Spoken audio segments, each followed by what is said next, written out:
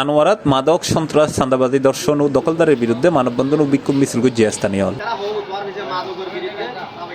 বৃহস্পতিবার ২৯ তারিখ বিকালে উপজেলা বরুমসরা ইউনিয়নের ৫ নম্বর ওয়ার্ডের স্থানীয় ব্যানারে উপজেলা বিএনপি নেতা ও সাবেক চেয়ারম্যান হুমায়ুন কবির চৌধুরী আনসারের নির্দেশে আয়োজিত এই মানববন্ধন বিভিন্ন শ্রেণী পেশার মানুষ অংশ লই। আমার এলাকায় এবং বাবা মুক্ত সমাজ চাই, চাঁদাবাজ মুক্ত সমাজ চাই, দখল মুক্ত সমাজ চাই। আমি পাশাপাশি আমাদের এমপি মহোদয় আলহাজ সরওয়াজ্জামান নিজামের সাহায্য চাই।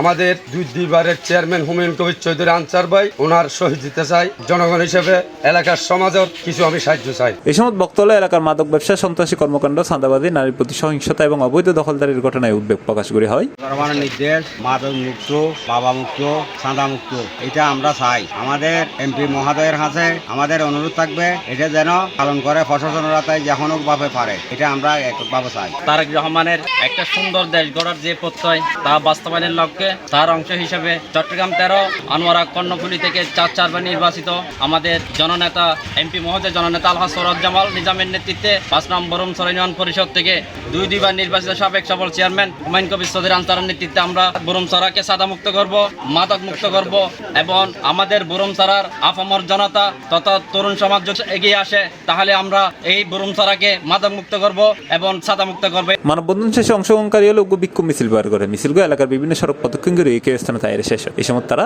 অপরাধী দলের বিরুদ্ধে বিভিন্ন ধরনের স্লোগান দেয় এবং শান্তিপূর্ণ ও নিরাপদ সমাজ গঠনে সংশ্লিষ্ট কর্তৃপক্ষ দৃষ্টি আকর্ষণ করে। C plus TV, Chittagong.